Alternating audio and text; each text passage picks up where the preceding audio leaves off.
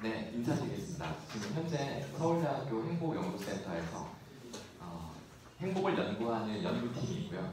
융합적인 접근을 하고 있습니다. 경제학, 의학, 철학, 보건학, 그다음에 심리학 등등. 거기에 이제 그 연구 결과를 근거로 해서 어떻게 하면 우리나라 초, 중, 고등학교 학생들이나 대학생들이나 혹은 일반 서민들이 어떻게 실제로 그 행복감을 끌어올릴 수 있는 어떤 우리 삶의 습관, 어떤 기술 이런 것들을 연구해서 프로그램으로 만들고 그 프로그램을 실행하는 역할을 저희 교육팀에서 하고 있는데요. 교육팀장을 지금 현재 맡고 있습니다. 네, 제 이름은 홍영일이고요. 오늘 강의를 시작하도록 하겠습니다. 반갑습니다. 시작하기 전에 혹시 지난 6월 달에 오셨던 교수님 한번 손들어 주실까요? 네, 많지 않으시네요. 네, 그러면 조금 더 자세하게 할게요. 원래 제가 지난번에 좀 그 시간이 스마트 어플, 퀴즈 게임 어플을 주로 많이 소개하면서 원래 제가 많이 전달해드리고 싶었던 걸 못해서 오늘은 그걸 좀 상세히 할 예정인데 지난번에 오셨던 교수님들도요 좀 이렇게 저거 나 봤었는데 라고 생각되시면 복습이라고 생각하고 보시면 아주 도움이 되실 거라고 생각이 듭니다. 최근에 저는 재미와 의미 연구소를 만들었는데요. 이름이 되게 괜찮죠. 저희가 행복연구센터고 어떻게 하면 이 행복감을 끌어올릴까, 행복한 사람들의 삶의 기술을 연구해 보니까 요즘에 이제 워라벨 하면서 워크라이프 밸런스를 이야기하는데 재미와 의미 중에 어느 한쪽으로 쏠리지 않고 그것의 밸런스를 잘 맞추더라. 그런데 재미 조금, 의미 조금 밸런스를 맞추는 것이 아니라 재미도 아주 충만하게, 의미도 아주 충만하게 경험하면서 밸런스를 맞추는 그런 기술을 가지고 있는데요. 이게 지금 언뜻 듣기에는 알 것 같으면서도 구체적인 사례를 알기가 쉽지가 않습니다. 그런 연구를 저희가 하고 있고 그 이제 방법론들을 저희가 프로그램을 지금 만들어서 진행을 하고 있습니다. 그렇게 하면서 이제 태도 교수법을 오늘 제 강의의 주제인데요. 이 부분이 원래는 제가 2008년도에 박사论프로포저를 하고 2014년도에 졸업을 할 만큼 이 연구하기가 되게 어려웠던 주제였었어요. 왜 어려웠었냐면 교육학 영역에서는 아마 우리 오늘 오신 교수님들 중에 교육학 백그라운드 있으신 교수님들도 계실 텐데요. 태도 연구가 스키너 이래로 혹은 우리가 반드라라고 하는 이게 모델링 이런 거 연구하는 그런 학자들 이래로 거의 근 50년 가까이 사실은 태도 연구는 교육학에서는 거의 이루어지지 않았다라고 해도 과언이 아닙니다. 이제 거의 맨 땅에나 헤딩하다시피 그렇게 이제 연구를 해서 겨우겨우 이제 2014년도에 졸업을 하게 됐는데 그 오랜 시간 동안 제가 했던 거는 교육학에 존재하지 않는 다른 영역에서 이제 문헌들을 리뷰하면서 이제 하게 된 건데 시간이 상당히 오래 걸렸습니다. 그러다 보니까 미술, 회화, 그다음에 문화 이런 예술적 영역뿐만 아니라 심리학은 당연하고요. 여러 분야의 이제 자료를 찾게 되고 실제로 제가 경험도 해보게 되고 그리고 실제로 우리가 소위 스타 강사라고 하는 그 뜨는 강사들 있잖아요. 예를 들면은 김미경 강사처럼 이렇게 뭔가 말로 사람들 청중 휘어잡는 이런 사람들의 스피치를 또 직접 분석을 하면서 기존의 이론들이 많이 뒤집어졌습니다.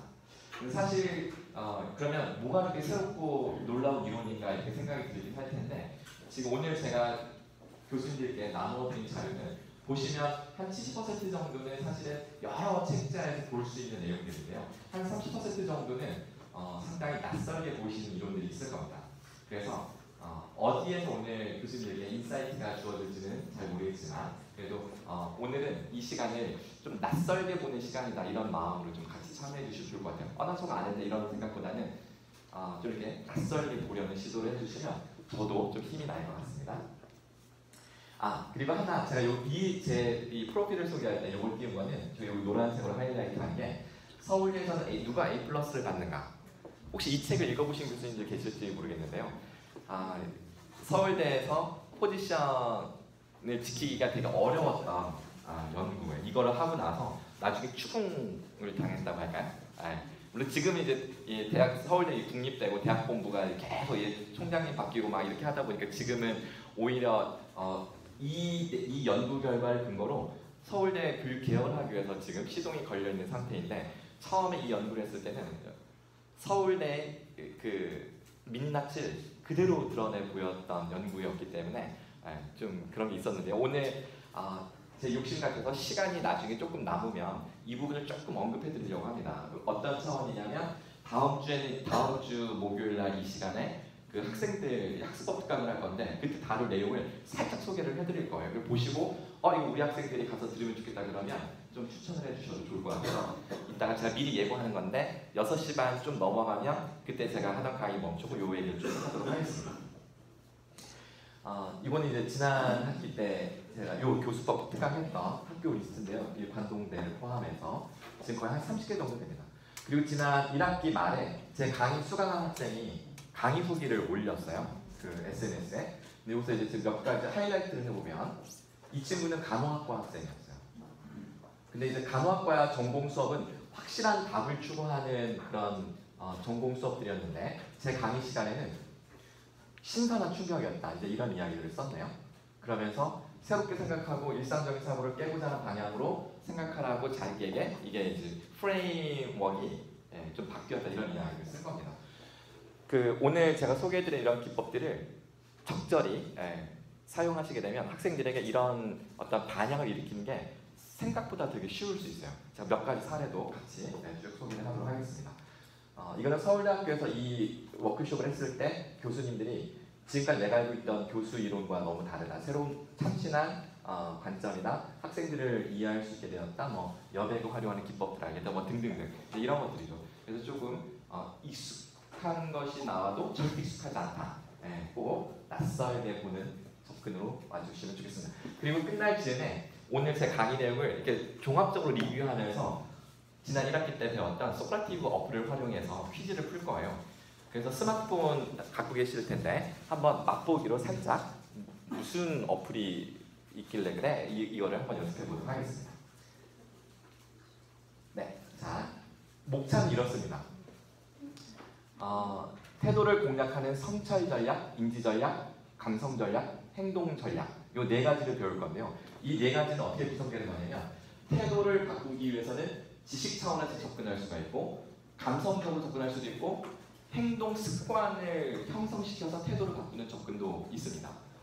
그리고 맨 위에 성찰이라고 되어 있는 것은 태도라는 것이 이 지식이나 감정이나 행동으로 접근한다고 해서 학생들의 태도가 쉽게 바뀌지 않아요. 영향을 주는 것은 쉬운데 학생들에게 자극을 주는 건 쉬운데 그것이 지속적이고 그러니까 지속 가능한 어떤 행동의 변화를 유발하는 태도 변화까지 연결되려면 학생들이 주도적으로 주체적으로 스스로 성찰하는 시간이 필요한데 그 성찰 전략까지 오늘 설명을 드리도록 하겠습니다. 그리고 마지막에 실제 적용 사례 이렇게 진행을 하도록 하겠습니다. 자, 태도를 변화시키기 위한 루트는 학생들에게 지식을 전달함으로써 태도를 바꿀 수도 있고요. 감성 전략, 행동 전략이 있다는 게 설명을 드렸는데요. 이것으로 끝나는 것이 아니라 메타인지적 태도라는 그 존재를 인식하고 그것을 건드리는 게 매우 중요합니다. 자, 구체적으로 설명을 드려볼게요. 지금 요번엔 자료집에 없어서 여기 화면을 봐주시면 감사하겠습니다.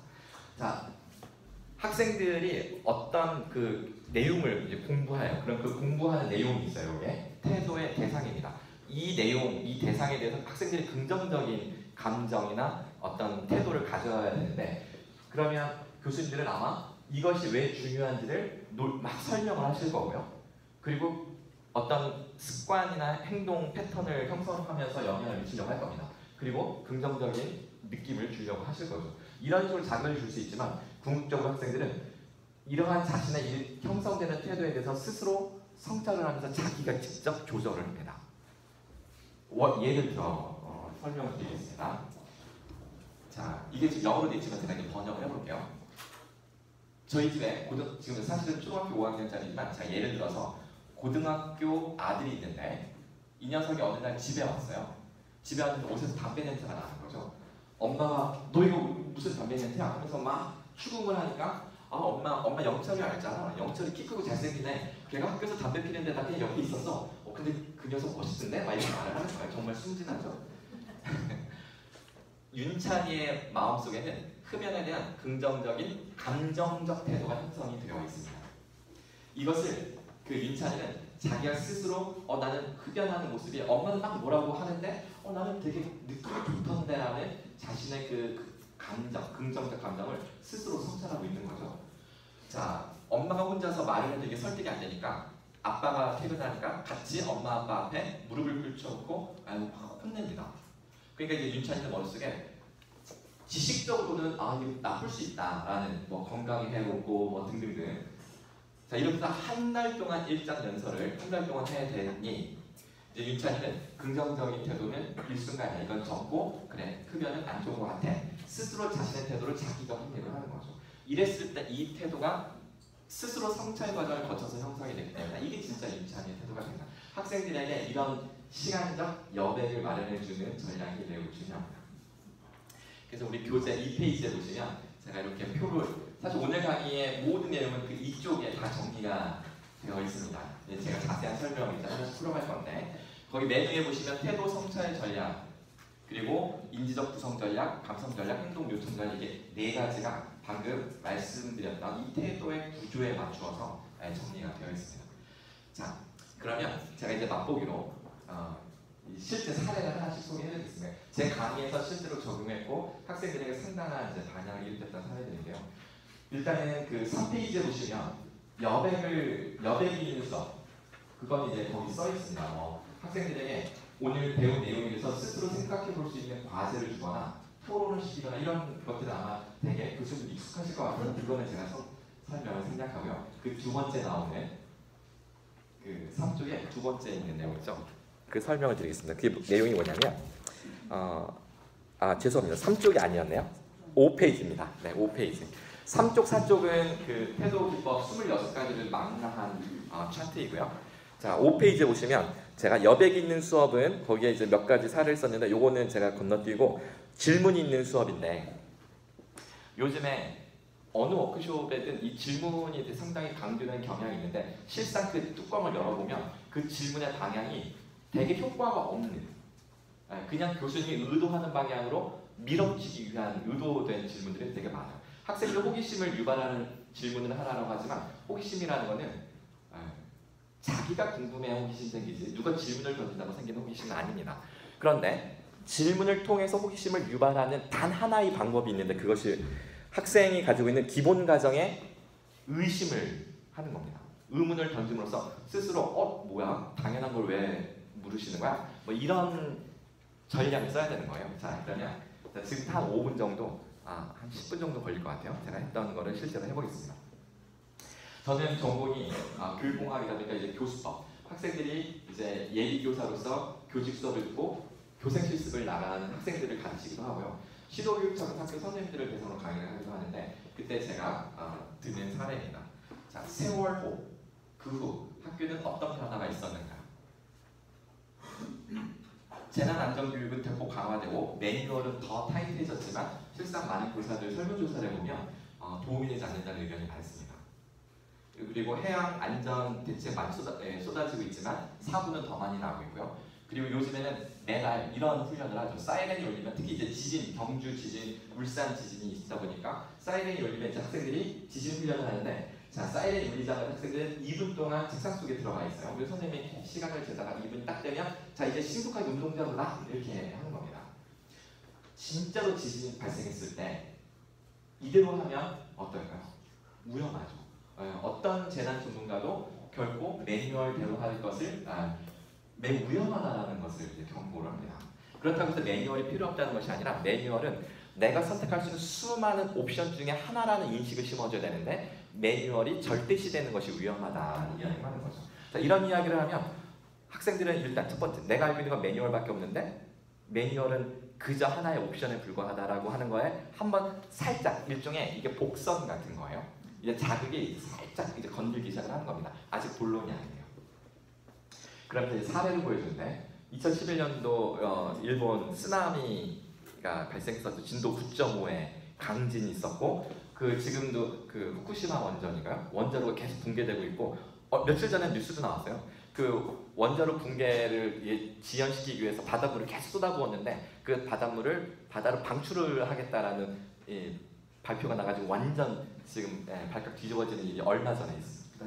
그 사건입니다. 그런데 그 당시에 어떤 일이 있었냐면 오카와 초등학교라고 있었는데 지진이 쿵 하고서 이 9.5의 지진이 3번 울린다. 그러니까 이제 학생들은 교사들은 평소 매뉴얼과 훈련이 잘돼 있으니까 운동장으로 신속하게 대피해서 운동장에 쫙 집합을 합니다. 그리고 최초 지진이 발생한 지 14분 만에 사이렌이 울리는데 쓰나미가 몰려옵니다. 모두 높은 곳으로 대피하십시오라고 해서 재난 방송 차량들이 막 돌아다닙니다. 그러면 이제 역시 이것도 훈련이 돼 있어요. 교장 선생님 지시를 따라 뒷산으로 대피하는 게 이게 매뉴얼입니다. 그런데 이 학교는 이날따라 쓰나미 방송이 나오고 나서 30분 후에 쓰나미가 덮쳤는데 그 30분 동안 운동장에서 우왕좌왕하다가 80여 명의 학생과 교사들이 모두 수장되고 생존자가 존재하지 않는 미스테리한 사건이 벌어집니다. 이 진상조사위원회에서 1년 동안 조사하고 나서 발표된 이유는 이날 교장 선생님 계시지 않았다는 거예요. 제가 이게 처음에는 설이었어요. 진짜 그랬을까 그랬는데 결국은 뉴스에 보도가 되었습니다. 방송이 안 나오네요. 나오나? 네. 제가 이 파일을 건너뛰기 아마 시간 절약하라고 제가 지금 폴더를 옮겨서 다른 폴더에 있는데 시간을 세이브하기 위해서 교장 선생님이 안 계셨던 거예요. 그럼 어떻게 된 거냐? 교사가 11명 있었는데 교장 선생님이 안 계시니까 교사들이 매뉴얼을 지시를 내릴 교장 선생님이 안 계시니까 어떻게 할까 해서 11명이 토론을 시작한 겁니다. 요즘에 토론 교육을 강조하는데 토론의 기능이 있잖아요. 토론이라는 것은 어떤 기능을 갖고 있냐면 상대방과 주장을 서로 하면서 자신의 논리를 정교화하는 어떤 기능을 가지고 있죠. 그리고 상대의 논리를 듣다가 자신의 결점을 찾거나 뭐 이런 식의 기능을 하는 거지 문제 해결용으로는 토론이라는 건 절대 방법이 될 수 없다는 것을 요즘에 우리가 알아가고 있습니다. 얼마 전에 대입 공론화 국가교육회에서 하는 거 보고서 정말 이건 방법이 아니다라는 걸 우리가 온 국민이 깨닫게 됐는데 이제 그런 거예요. 근데 일본 교사들은 평소에 매뉴얼이 몸에 배어 있으니까 문제가 생겼을 때 매뉴얼이 구멍이 생겼을 때 그걸 메꾸기 위해서 토론을 한 겁니다. 학생들은 울며불며 높은 곳으로 빨리 도망가자라고 막 이렇게 할 때 선생님들이 지금 방법을 찾을 테니까 조금만 기다려주세요라고 통솔을 한 거죠. 이 사실은 어떻게 알았을까요? 생존자가 있었어요. 어떤 사람이 생존자냐면 쓰나미가 덮치기 전에 부모들이 와서 몇몇 부모들이 차로 아이들을 데려간 거예요. 그 아이들이 마지막까지 보았던 장면으로 추론을 하게 되는 거죠. 그러면서 이제 여기서 이제 본격적으로 학생들에게 질문을 던집니다. 이제 세월호로 다시 돌아가는데요. 일단 세월호 이야기는 아직 우리 5천만 국민의 이 억울한 세월호 사건에 대한 국민적 애도의 기간은 끝나지 않았다는 생각을 합니다. 그래서 혹시 세월호 이야기가 매우 불편하고 힘들게 와닿는 학생들을 먼저 이제 아직 우리는 애도의 기간이다. 그것을 알고 그럼에도 불구하고 우리가 직시할 부분이 있어서 한번 고민해보자 이렇게 이야기를 깔고 전제를 깔고 이야기를 합니다. 희생자가 몇 명인지 아는 사람 그러면 대부분 학생들이 한 300명 이렇게 이야기를 합니다. 그러면서 우리는 4주기를 넘기면서 4년이 넘으면서 아직도 우리는 왜 그들을 구하지 못하였는가? 왜 그들은 억울하게 희생당할 수밖에 없었는가라는 질문에 진상을 규명하기 위한 작업을 하고 있습니다. 여기까지는 그렇지 이렇게 되는 상황이죠. 이제 질문입니다. 생존자가 몇 명인지 아는 사람 손들어봐 라고 하면 없어요. 학생들 중에 한 명도 지금까지 없었고요. 교사들 중에 한 명도 없었습니다. 그래서 제가 이제 대구교육청에서 학교 운영위원회 학부모 1000명을 강의할 때 그때 몇 명이 손을 드셨어요. 조금 아시는 분이 있더라고요. 이제 생존 전문가죠, 주부들은 어떻게 보면. 그래서 제가 총 승선 인원이 476명이었다. 그러면 304명을 빼면 172명이 생존자다. 그러면 사람들이 일단 놀라. 적은 수가 아닌데? 단순히 말 안 듣는 사람들이 나갔다라고 말하기에는 172명? 이렇게 생각이 되죠. 이제 질문은 이겁니다. 476명 중에 172명은 어떻게 살아나온 거지? 라는 질문을 4년 넘도록 지금까지 한 번이라도 이런 질문을 던지는 사람을 본 적이 있는 사람, 혹은 스스로 이런 질문을 자문해 본 적이 있는 사람 손들어 보라고 하는 거죠. 그리고 나서 이제 충격 포인트는 이겁니다. 나도 나중에 커서 내 아이를 키우면서 혹은 내가 교사가 돼서 아이들을 인솔하면서 이런 재난 상황에 직면할 때가 분명히 있을 것인데 그럴 때 생존을 위해서 내가 어떻게 대처할 것인가에 대한 힌트 혹은 단초가 될 만한 어떤 클루를 내가 얻으려면 첫 번째 질문을 던져야 되는가 두 번째 질문을 던져야 되는가? 그럼 다들 두 번째 질문이요 라고 하는 거죠. 그리고 나서 그렇다면 우리나라 대한민국 교육계는 어째서 4년이 넘도록 이 두 번째 질문을 던질 상상조차 못했던 것일까? 라고 하는 겁니다. 그러면 자, 이것이 왜 기본 가정에 의문을 던진 것이냐면, 자, 문제를 해결할 때 많은 사람들은 습관적으로 문제를 해결하려면 문제의 원인부터 파악해야지 라고 이렇게 머릿속에 프레임이 딱 형성되어 있습니다. 하지만 원인을 찾는다는 것은 목적이 그거죠. 설명하고 왜 내가 억울함을 당할 수밖에 없었는지 해명을 듣고자 하는 것이고, 그 책임자가 누구인지를 규정하기 위해서 원인을 밝히는 거지, 2차, 3차 발생할 문제의 재발을 막기 위해, 성분 예방하기 위해서는 아닙니다. 원인을 밝혀서 문제를 예방할 수 있는 경우는 손목시계에 있는 이 톱니바퀴로 맞물려 돌아가는 시계 시스템처럼 기계적 매뉴얼적 시스템만 그런 원리가 작동이 되죠. 그러니까 시간에 따라 문제가 변하지 않고 고정되어 있는 문제는 원인을 분석해서 문제를 해결해도 되지만, 물론 그것도 옵션입니다. 시계 고장나면 버리고 딴 시계 차도 되니까 사실은. 자, 그런데 자, 이렇게 문제가 변화무쌍하게 변하는 경우, 사람들의 어떤 다툼, 갈등 이런 것들은 그 상황을 쫓아가면서 모니터링하면서 트래킹하면서 실시간으로 문제를 직접 해결하는 것이 가장 정확하고 빠르고 효과성이 이제 높다라는 이런 이야기를 제가 만약 말로만 설명한다 그러면 그런가? 학생들이 이렇게 반응할 텐데, 일단은 너무나 당연하다고 생각하던 것에 대해서 이렇게 충격파를 던져주고, 그리고 나서 이제 풀어가면 학생들이 한 학기 내내 이거 하나 때문이라도 제 수업에 대한 기억이 아주 강렬하게 각인돼서 이제 남는 거죠. 이 효과가 어떤 정도로 효과가 있냐면, 주례를 서달라고 하는 거예요. 제가 지금 아직 주례 설 나이가 아닌데, 그래서 지금 계속 거절하다가 11월 달이라고 해서 거절하다가 결국은 양가 부모님한테 허락을 받았다는 거예요. 제 나이랑 모든 걸 다 이해하고 왜 나한테 주례를 맡게 되는가까지 다 설득을 했다는 거죠. 그래서 그래 아직 멀었으니까 그럼 일단 약속을 하자. 그 약속을 수락하자마자 또 다른 친구가 저 다다음 주 결혼인데 주례 서주세요라고 하는 거예요. 야, 내가 안 하면 다른 대안이 뭔데? 그랬더니 주례 사서 하려고요 하는 거예요. 그럼 사는 것보다 내가 하는 게 낫겠다 그래서 결국 제가 지난 7월 달에 주례를 여기서 강의하고 가서 주례를 이제 섰었습니다. 그런 효과예요. 그러니까 학생들이 그만큼 자신의 삶에 어떤 중요한 전기점이 된다는 거죠. 그 정도의 임팩트를 주려면 어떻게 된다? 학생들이 너무나 습관적으로 당연하다고 믿고 있던 그 기본 가정을 흔드는 겁니다. 그리고 요령 있게 흔들어야 되겠죠. 물론. 자, 그게 학생들의 태도의 성찰을 유도하는 가장은 아니고 매우 효과가 있는 방법이다. 그걸 제가 이제 5페이지에 써놓은 겁니다.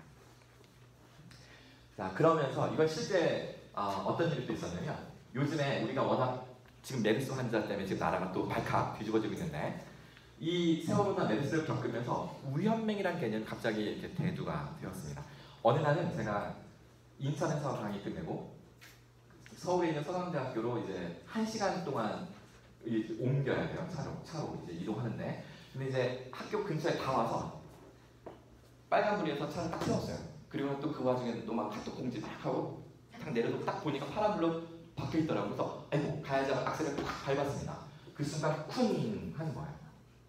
앞차는 좌회전 깜빡이 킨 상태에서 좌회전을 기다리고 있었던 거죠. 그러니까 제가 1m 앞에 있던 차를 그대로 박은 거죠. 이 범퍼가 안으로 확 밀려 들어서 라디에이터 그릴이 박살났어요. 그리고 지금 깨졌지만 이게 탄력 때문에. 그래서 제가 집사람한테 엄청나게 깨질 걸 염려해서 걱정 말라고가 아니라 미리 자수하려고 카톡을 보냈습니다. 강의실에 일단 와서 보험사 다 처리해놓고 강의실에 와서 그날 이제 발표하는 학생들 발표시켜놓고 저는 이제 강의실 뒤쪽에서 막 이제 카톡을 하는 거예요. 자, 걱정하지 마, 범퍼만 수리하면 돼. 그랬더니 갑자기 집사람이 자기는 그냥 그 차만 수리해. 사고를 1년만 한 번씩 내는 운전에 문제가 있는 거야. 그래가지고 제가 순간 확 열이 올라와요. 그래서 아니 나 안 다쳤냐고 안 물어? 지금 내 상태 모르고 그래. 힘들어 죽겠는데 하면서 그랬더니 뭐 그냥 무시하고 바로 운전에 대해서 항상 말하지. 내가 문제가 매번 반복이잖아. 운전의 상태가 어딨어? 문제를 인식하지 못하고 자기 방어하는데 그러지 마. 운전은 생명이야. 이게 1분마다 문자가 날라옵니다. 도대체 결혼하고 나서 지금까지 매번 반복이야. 자신의 문제를 인식 못하고 그렇게 모순 생각을 하고 다니냐 이런 거죠. 그냥 오른말이에요. 오른말. 그리고 나중에 한 번만 더 차가지고 문제 생각하고 망치로 깨버릴 줄 알아. 딱 종집을 찍어서 제가 그냥 스마트폰을 딱 꺼버리고 하고서 딱 앞을 쳐다보고 학생들 발표를 딱 내용을 보니까 그 친구들 발표 주제가 위험맨이었어요. 그래가지고 제가 발표 끝나자마자 제가 이 카톡 사연을 그대로 공개하면서 사고 난 것부터 얘기하면서 내가 위험맨이었다. 신호등 보고 습관적으로 매뉴얼 악셀러를 밟았다. 예민하게 이 방어 운전하려면 모든 감각을 이거 뭐라고 하죠? 이거 안테나? 곤충의 안테나를 뭐라고 하죠? 더듬이 촉수를 다 켜놓고 있어야 되는데 제가 다 꺼놓고 그냥 편안하게 매뉴얼을 의존하다가 사고가 난 거죠. 이거 위험맨이라고 합니다. 자, 이 우리가 살아가는 지구촌에 수많은 사고들이 있는데 사고의 원인을 밝히고 책임자를 처벌하기 위해서 혹은 미리 사전에 대비하고 매뉴얼을 만들 때는 당연히 우리가 초등, 중등, 고등, 대학 16년 동안 훈련받은 이 합리적 사고가 아주 유효하게 사용이 되는데 하지만 사건이 발생하는 그 순간은 매뉴얼이 붕괴가 된 상태입니다. 그러니까 사고죠. 매뉴얼이 붕괴가 되면 합리적 매뉴얼만 가지고 있던 사람들은 매뉴얼 붕괴가 곧 멘탈 붕괴로 연결되죠. 멘탈. 일상에서도 우리가 이제 이 창의적인 혹은 창조를 하기 위해서는 나의 한계를 초월해야 되는데 그럴 때 우리에게 요구되는 것은 직관입니다. 여기서 학생들에게 이걸 질문하는 거죠. 자, 미리 예측하고 대비하고 매뉴얼 만드는 것은 이 사건 발생 시점을 기준으로 언제지? 그러면 사전이요. 이 원인을 밝히고 뭐 책임자 규명하고 이런 거는 사후요. 오케이. 그러면 근데 우리는 사고가 발생하는 시점 그 현재 그 시간에 존재하는데 그 시간에 우리에게 필요한 거는 이쪽이다. 혹시 여러분들이 지금까지 유치원부터 지금까지 이쪽에 대해서 배워본 적이 있어요? 라고 물어보면 학생들이 거기서 아니요, 없는데요 하면서 이 문제의 심각성에 대해서 이제 자각을 하기 시작하는 거죠. 자, 지금 제가 이제 시범을 이제 보여드릴 건데요. 이렇게 하면 학생들이 제 수업 시간 태도가 바뀌어요. 이 교수님 이야기는 나의 어떤 모종의 신념 혹은 이런 걸 흔들고 있네? 라고 하면서 그 다음 주에 뭔가를 기대하고 오는 이런 일들이 생기는 거죠.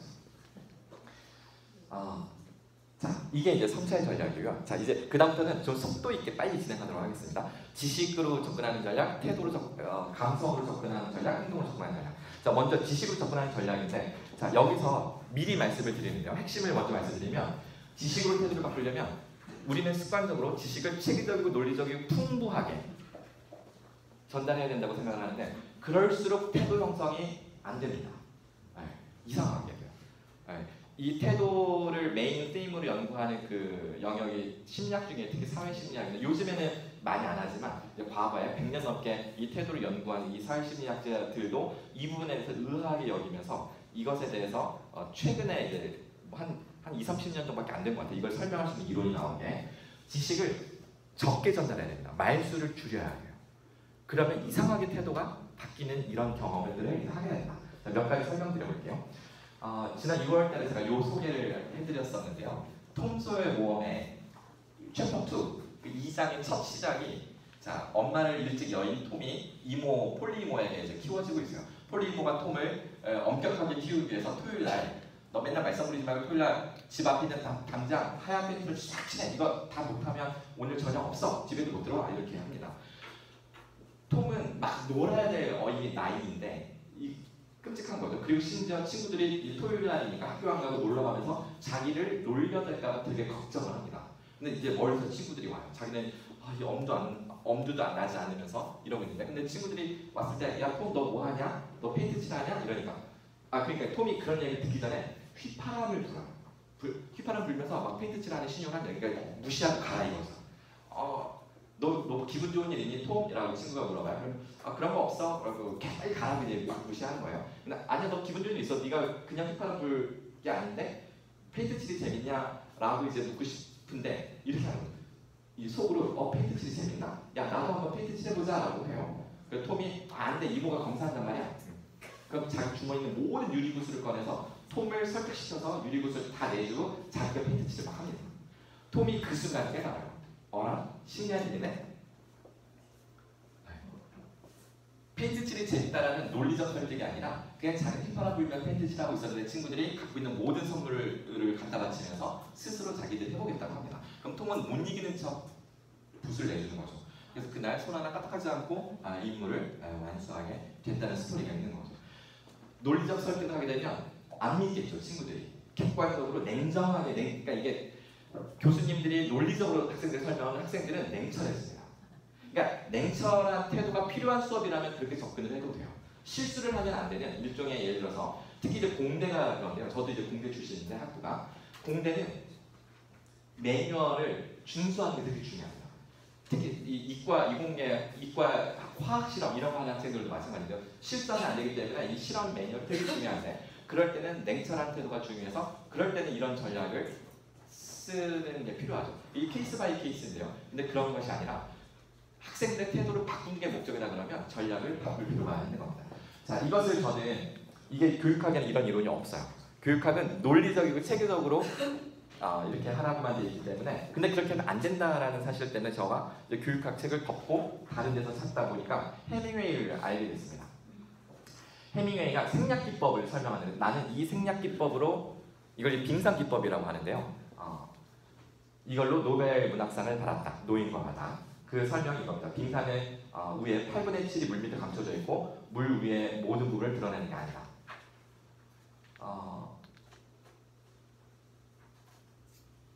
이게 제가 슬라이드로 옮기면 여기 칸이 약간 바뀌어져 있는데요.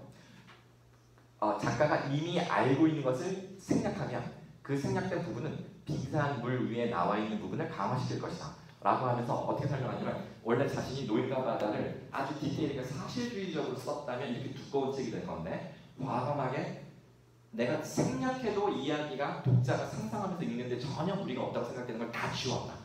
아쉬워도 지웠다. 미련 없이 지웠다. 그래서 딱 남은 게 요 두 개의 노인과 바다입니다. 그게 노벨 문학상을 하는 거죠. 노인과 바다를 읽으면 모든 사람들이 노인의 감정이입이 되면서 식은땀을 흘립니다. 책을 읽고 나면.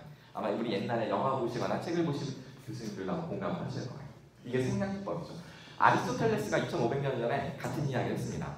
원래 생각기법은 모든 사람 죽는다. 소크라테스도 사람이다. 그래서 소크라테스도 죽는다. 이런 건데, 자, 아리스토텔레스가 이 생략기법을 알았습니다. 그래서 자신이 생략 3단 논법을 쓰면 웅변술로서 훨씬 더 좋다. 자, 예를 들어 볼게요. 자, 모든 사람은 죽습니다. 교수님도 언제나 죽으실 거예요. 이렇게 말해요. 지금 제가 두 문장을 얘기했잖아요. 원래는 이 논리대로 하게 되면 지금 막 벙치신 거 아니에요? 요 문장을 넣어야 돼요. 제가 이걸 넣어서 다시 해볼게요. 자, 모든 사람은 죽습니다. 교수님도 사람 맞으시죠? 너무 이쁘신데 인공지능 아니죠? 사람이라면 교수님도 결국 죽으실 겁니다. 이렇게 말하는 거 논리적으로. 그러면 그치? 나도 사람이가 죽겠지? 이게 논리적으로 받아들이면 되게 차가운 이성으로 이해하는 건데, 모든 사람은 죽습니다. 너도 죽는다니까? 하면 임팩트가 큰 거죠. 이게 생략할 거예요. 이 중간에 생략된 이 문장을 스스로, 이 명들을 스스로 자기가 메꾸어 넣으면서 자기가 그 논리를 완성하는 거죠. 그럼 제가 설득을 시키는 것이 아니라 자기 자신이 스스로를 설득시키는 효과가 되는 겁니다. 생략된 부분은 빈 공간을 만드는데, 그 빈 공간을 견디지 못하는 상대방은 스스로 질문하고 스스로 답을 메꿉니다. 그것이 자신을 설득시키는 효과를 가져오는 것이죠. 이게 태도 변화 전략 기법들 중에 상당히 난이도가 높은 것이고요. 모든 사기꾼들이 쓰는 방법입니다. 여기서 한 발 더 나가면 침묵 기법인데요. 다들 알고 계시는 알고 계실 것 같은데요. 오바마 대통령이 되게 유명해진 또 다른 이유 중에 하나가 이 침묵 연설 때문인데, 이거 한번 볼게요.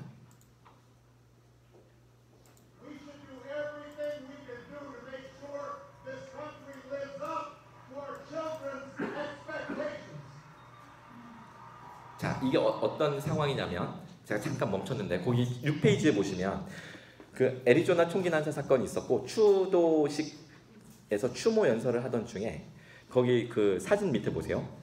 자, 이 나라는, 이 미국은 어린아이들의 기대에 부응해 나가야 합니다라고 얘기를 했는데 아마 스스로 감정에 복받쳤는지는 모르겠어요. 그런데 그리고 나서 그 다음 말을 잊지를 못합니다. 연설문은 있었으나 이제 딱 그 장면이죠. 거기서부터 다시 한번 볼게요.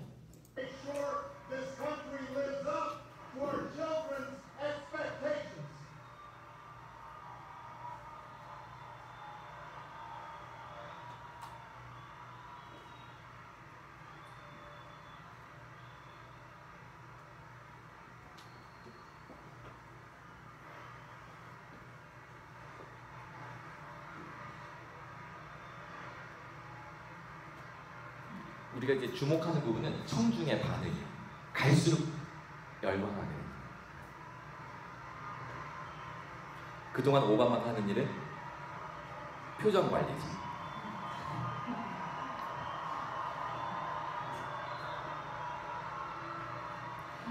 사람들은 이 침묵 속에서 스스로 상상의 나래를 펼치면서 더 감동의 울림을 스스로가 만들어내고 있는 중인 거죠. 자, 이렇게 해서 진행이 되는 연설의 장면이었습니다. 그래서 교수님들이 사실은 저는 제가 제 강연 스타일의 가장 큰 약점이 말이 엄청 빠르다는 거예요. 머릿속에 할 말은 많고 시간은 없고, 근데 그게 늘 지적을 받는데도 이게 습관이 잘 안 고쳐지는데, 저는 이 내용을 강의에서 저도 되게 연습을 하려고 애를 쓰긴 하는데요. 말수를 줄이고 그리고 중간중간 좀 여백을 두면서, 그러니까 슬라이드를 넘길 때는 같은 기법이 쓰는데요. 내가 이 슬라이드 설명이 끝나기 직전에 슬라이드를 넘기는 교수님들이 대부분이에요. 근데 진짜 좋은 방법은 내가 이 설명을 딱 끝내고 한 2, 3주 정도 잠시 퍼스를 두고 슬라이드를 넘기는 거죠. 그럼 학생들은 상당한 안정감을 느끼는 그런 현상이 생깁니다. 연습이 필요한 건데요. 한번 나중에 시도해 보시기 바랍니다. 자, 교재 7쪽에 보시면, 자, 이 생략기법의 또 다른 적용 사례인데요. 이것도 6월 때 한번 소개해드렸는데, 저희 서울대 A+ 누가 받는가라는 연구를 해서 저와 함께 서울대에서 포지션의 우협을, 그분은 잘렸어요. 저는 나왔는데요. 그분 연구 책임자였기 때문에 결국은 훨씬 더 지금 더 서울대 어메이지 하다 보니까 완전히 대한민국 공교육의 그 문제점을, 난맥상을 고발하는 대한민국의 시험이라는 책까지 내서 지금은 거의 뭐 이슈 메이커가 되어 있는 분인데, 그분이 그 미시간 대학에 가서 교육공학 전공자다 보니까 컨설팅이 이제 의뢰가 온 거예요. 어떤 젊은 교수님인데 한 10년 넘게 그 대학에서 강의를 하신 분인데 정말 열정이 넘치는 교수님이에요. 미시간 대학의 평균 강의 평가 점수가 교수님들 4.5가 넘는데요. 근데 이분은 3.5에서 3.5에서 3.6점대라는 거예요. 그래서 나 뭐가 문제인지 모르겠어. 난 정말 빈틈없이 준비한다. 그때 저희 선배 교수는 오히려 교수님은 준비를 너무 잘하시는데요. 준비를 좀 덜 해보세요. 가르치는 걸 좀 빼보세요. 라고 이렇게 조언을 한 거예요. 어드바이스를. 그랬더니 한 학기가 지나서 다시 이 교수를 만났는데 직전 학기 강의 평가가 3.97이 나왔다고 합니다. 완벽하게 준비가 된 상태에서 생략을 하면 이게 해밍웨이가 쓴 기법이에요. 그냥 처음부터 건성건성 느슨하게 루즈하게 쓰는 것이 아니라 스스로 완벽한 그 스토리라인이 짜여진 상태에서 생략을 하는 전략이, 이게 진짜 생략 기법이고 그것의 이펙트가 상당히 큰 겁니다. 이게 해밍웨이가 말하는 그 빙상 기법이고요. 이 교수가 이미 그런 기초 준비가 되어 있으니까, 기본기가 되어 있으니까 이게 가능했던 것 같아요. 그럼 하는 말이, 자신의 프레젠테이션을 얼마나 유창하게 잘하는지, 이게 중요하다고 생각을 했고, 학생들이 배우는 것보다 내가 무엇을 가르칠 것인가를 더 중요하게 생각을 했는데, 입장을 바꿔서 그러니까 너무 많이 가르치는 게 중요한 게 아니다라는 말을 듣고 학생들이 뭘 배울지를 고민하면서 내용을 줄이고 정리하고 이렇게 했다는 거예요. 근데 그렇게 하다 보니까 여기 마지막에 인식의 패러다임이 바뀌는 느낌이 나와. 이런 이야기까지 했다고 합니다. 이런 효과가 어디로까지 연결되냐면, 학생들의 질문에 내가 답변하지 못하는 그런 것들이 있을 수 있어요, 당연히. 그래서 그걸 하시는 교수들은 강의 시작하기 막 한두 시간 완전히 수업 준비에 함몰되시기도 하는데요. 그 교수의 여백이 학생들에게는 그 깨달음의 공간이 될 수 있고 성찰의 시간이 될 수도 있고, 또 교수님과 학생들이 대화를 나눌 수 있는 단전의 기회, 전화위복의 기회를 삼을 수 있는 시간이잖아요. 그런 요령을 교수님이 갖게 되시는 겁니다. 그런 식으로 내공이 쌓여지는 거죠. 내공이라는 게 보니까 그런 것 같아요. 실력이 탄탄히 쌓여야만 내공이 쌓이는 게 아니라 자신의 그 빈 공간, 여백, 이것이 내공의 중요한 부분을 차지하더라. 마치 동양화의 여백의 미, 이것처럼. 자, 그 다음에 또 이제 스토리텔링 기법을 하나 더 소개해드리면, 이게 이제 황순원 작가의 소나기인데요. 이 소나기를 보면 상당히 생략된 문체예요. 이게 해밍웨이의 기법입니다. 여기다가 행간을 내가 이 빈 건너뛴 이런 논리를 내꾼다고 행간을 다 넣어서 읽게 되면 망치죠, 소설이. 이 느낌이 사라질 겁니다. 지금 이 상태는 읽어볼게요. 그러다가 소녀가 물속에서 무엇을 하는지 보냈다. 하얀 조약 그렸다. 벌떡 일어나 팔짝팔짝 진검을 뛰어간다. 머릿속에 이 그림이 영상으로 그려집니다. 다 건너고 획 돌아서면 이 바보. 그럼 우리는 이 소녀가 소년을 향해 외쳤다는 걸 다 알죠. 그걸 설명하면 분위기가 깨지는 거죠. 그런 걸 다 생략해도 우리는 이것을 다 알아들으면서 읽으면서 머릿속에 이 영화를 만들어가고 있는 현상들이 생기는 이것이 바로 생략 기법이면서 여기 쓰인 단어들을 잘 보세요. 회, 팔짝팔짝, 그 다음에 이런 이 바보, 그 다음에 뭐 저도 모르게 벌떡 일어섰다. 이렇게 논리는 상당히 건너뛰고 상당히 루스한데 그래서 쓰이는 단어들은 매우 시간적, 공간적, 감각적, 청각적 이런 그 이미지를 촉발시키는, 상상을 촉발시키는 단어들을 많이 사용하고 있습니다. 좋은 글을 쓰려면 매우 훨씬 이렇게 부사어는 줄이는 게 좋은데요. 이렇게 형용사나 감각적인 단어들은 많이 쓰는 게 함축을 더 많이 할 수 있는 그런 힘이 생기죠. 제가 하나 또 예를 들어볼게요. 애기 있으시죠? 애기 있으신 젊은 교수님들 몇 분 보이시는데요. 애기가 귀여워요. 근데 그거를 내가 SNS에 쓰는 거죠. 애기가 천천히 기어가네. 귀여워. 이렇게 쓰는 경우가 아기가 살금살금 기어가네. 귀여워. 이렇게 쓰는 경우 어떤 게 더 좋아요? 천천히 기어간다. 살금살금 기어간다. 살금살금 기어간다. 그렇게 하는 거죠. 근데 그렇게 한다면 또 중요한 게 뭐냐면 귀여워라는 말을 안 해야 더 좋아요. 그러면 살금살금 기어가네 그러면 그 글을 읽는 페이스북에서 그 글을 읽으신 그 페이스북 친구들이 스스로 귀엽다는 생각을 하는데 내가 쓰면 귀여워 그러면 그 살금살금 기어가네 하면서 내가 그 귀엽다는 느낌을 갖는 걸 뺏어가고 이 사람은 이걸 보고 귀여웠다라고 느꼈네라고 이것을 인지적으로 그냥 내가 판단하고 관종하게만 만들어버리는 거죠. 그래서 자신의 감정을 최대한 묘사하지 말고 객관적으로 서술하되 이렇게 표현하는 거죠. 이게 인지적 구성 전략입니다. 7쪽에 간단한 실험이 있는데요. 도끼나무 망치 톱입니다. 1979년에 러시아의 루리아라는 심리학자가 실제로 했던 실험인데 오늘 교수님들이 한번 이 실험에 피험자가 돼서 그냥 답변만 하시면 돼요. 손 들어주시면 됩니다. 이 4가지 그림 카드를 제가 다 한 분씩 그렸어요. 그리고 나서 이 4장 중에 하나를 그냥 버리고 3개만 가지세요. 그러면 무엇을 버리시겠습니까? 이렇게 그냥 묻는 겁니다. 그럼 사람들마다 버리는 게 다르겠죠. 우리 인공지능 같은 우리 교수님 무엇을 버리시겠습니까? 톱이요? 왜요? 톱이요? 다칠 것 같아서. 여성분들이 많이 톱을 고르시더라고요. 교수님. 망치요? 나무? 망치? 왜 망치요? 세개 중에는 제일 크고 덜 쓰일 것 같아서. 나무를 자르는데 망치는 덜 쓰일 것 같아요. 나무를 자르는데 망치는 덜 쓰일 것 같다. 네, 잘 말씀해 주셨습니다.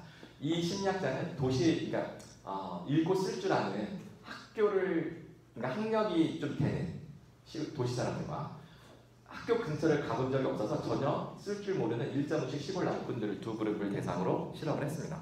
도시 사람들은 놀랍게도 나무를 버렸어요. 시골 사람들은 망치를 버렸습니다.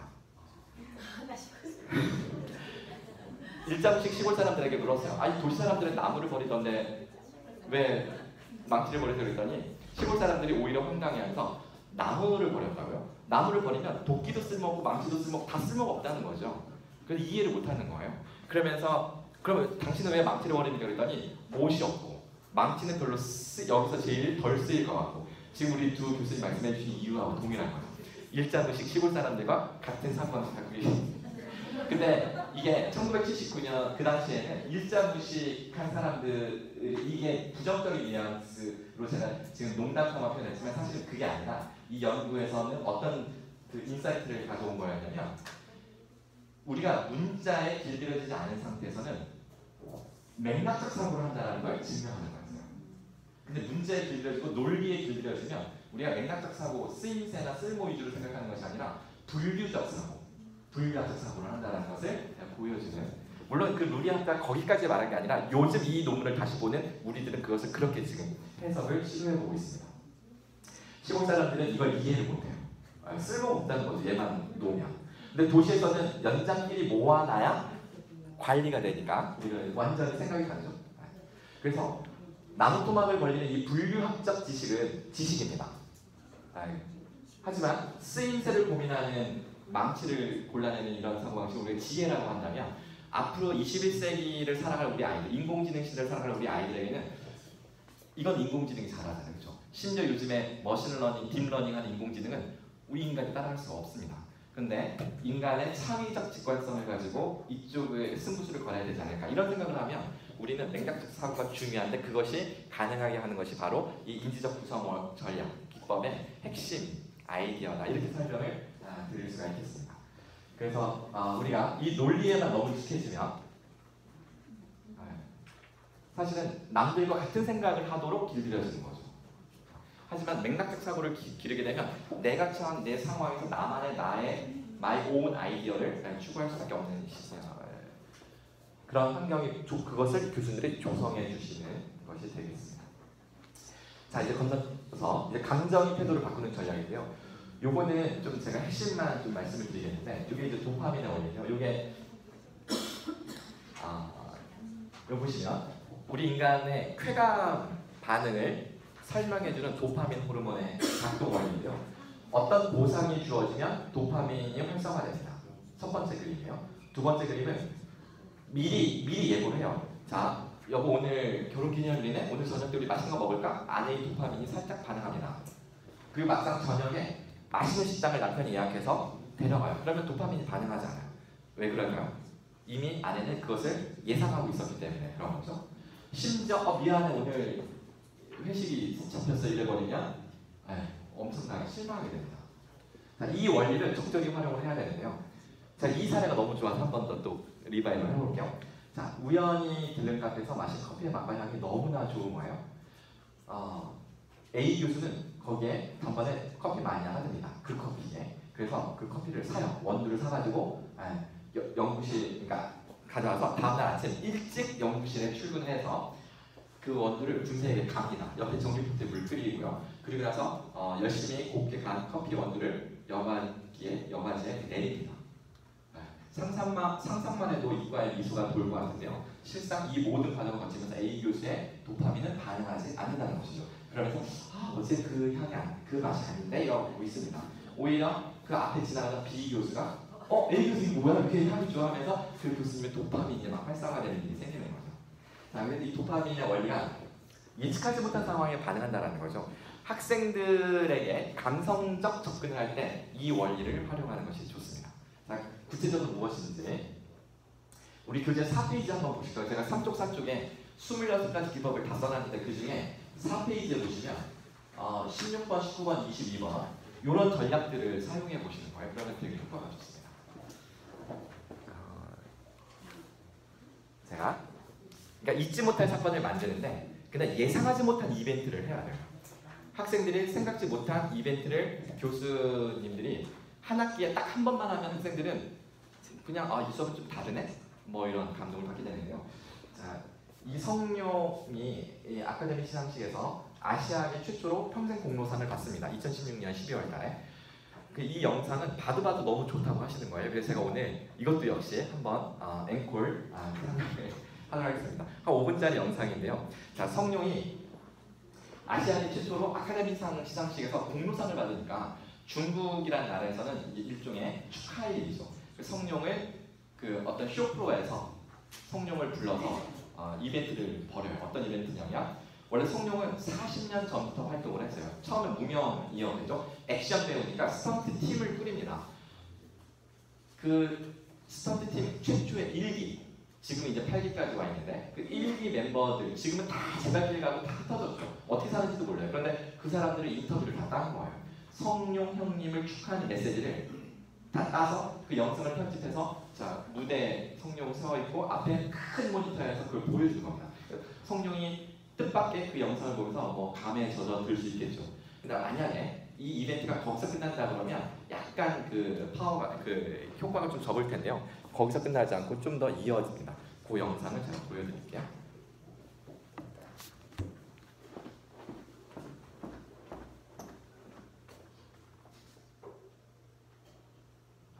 자동 실행이 돼야 되는데 안 되는구나. 자, 그러면 제가 아마 링크를 미리 해놨으니까 자, 이렇게 보여드리겠습니다.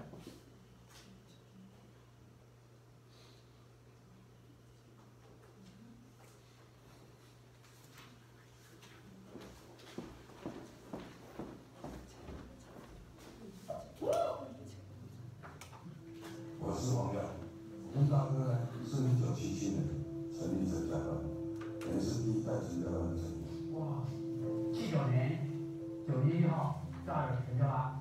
我2年加入陈家拉。1984年，30年前我加入了陈家拉。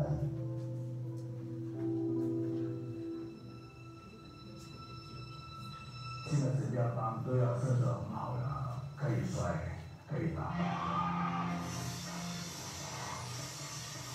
现在是电脑动画，那么先进，那么发达，但那个时候的陈家班真是拼命的。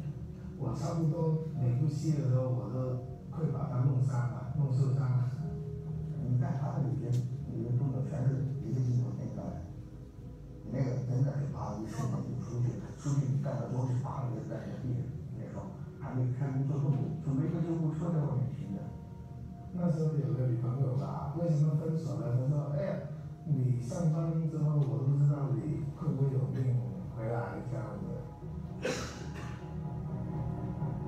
我们的精神就是说，上不死打不死，就拼命的干到现在。他不管你功夫多好，你只要不重情重义的话，就已经没有办法进入真正。中校级这有一环，你没做好，你就被他开除了。但是他们没有一坏德行。我进来陈家班已经30年，我希望能年轻一辈听我说这句话。我没有后悔我进陈家班。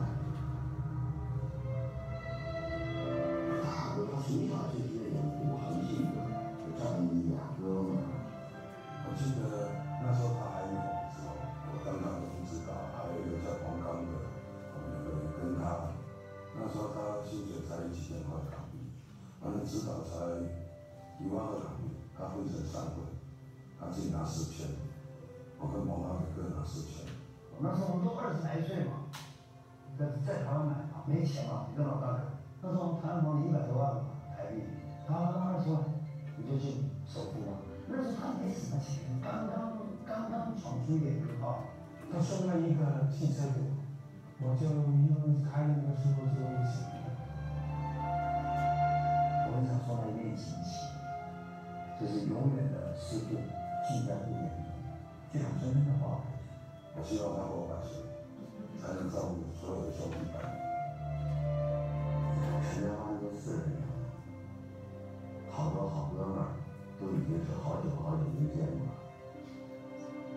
大哥，我多謝你當年俾咗我咁機會，所以今日我呢個平台好多認識我將軍，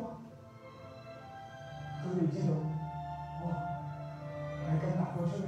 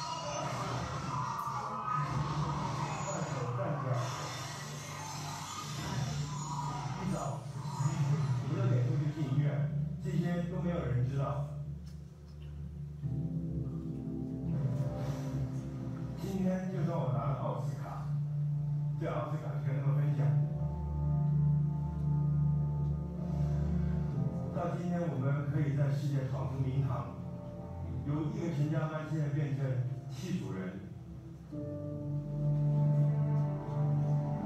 而且看着一个个老去，自己也老去，看着一段一段的成长，看着这边起来，哇！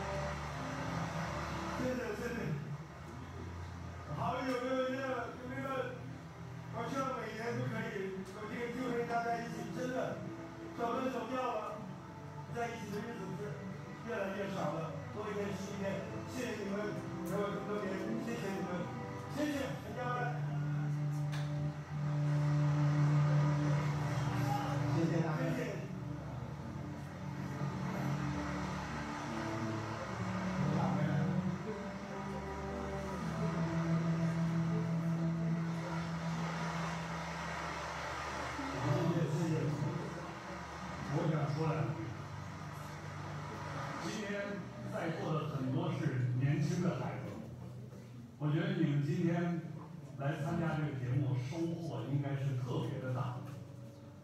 大哥比我还要年长1岁，他是我们华人所有的演员中间，在今天世界上最有名望的一个演员，一个艺术家。其实文化走出去也有一个骑士，大哥就是我们的骑士。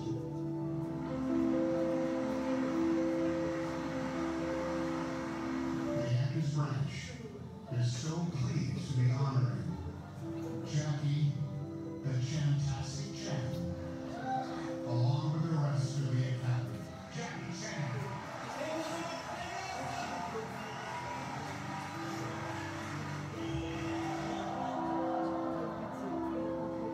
同样欢迎40年了，我们费了好大劲儿，甚至找来了很多第1代的成家班的成员，今天在现场给大哥准备了小礼物。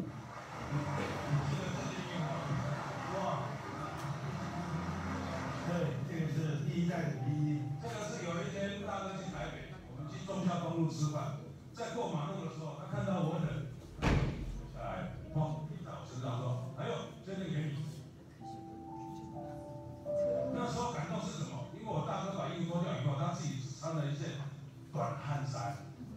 他为了兄弟，他不怕的，就把兄弟先照顾好。所以我很感动，谢谢大哥。我这件一定要当长江之宝的送给你。今天的这个，We do even better, God's movie all we all do。哇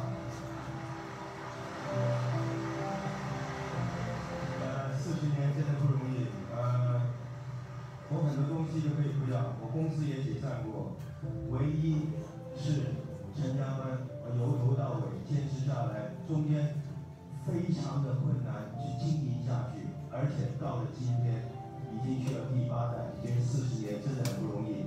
希望成家班没有了成龙以后也是个班，继续为我们中国的武术电影发光发热。